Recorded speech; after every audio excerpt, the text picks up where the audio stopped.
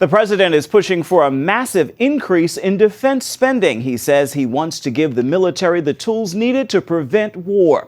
That pledge came while he was aboard the next generation aircraft carrier, the USS Gerald R. Ford. Mark Martin is on the story. President Trump arrived on the USS Gerald R. Ford in Newport News, Virginia on the helicopter Marine One. The president eventually made his way to Hangar Bay 2 of the carrier, where he spoke on the importance of boosting defense spending. After years of endless budget cuts that have impaired our defenses, I am calling for one of the largest defense spending increases in history. The White House released a draft budget plan earlier this week that calls for a hike of $54 billion to the Pentagon's projected budget.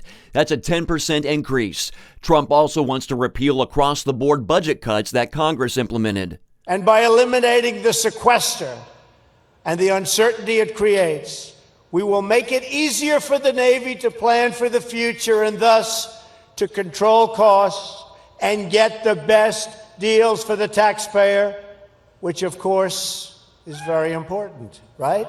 The president also said he would provide the finest equipment in the world to the military and pointed to examples of aging aircraft.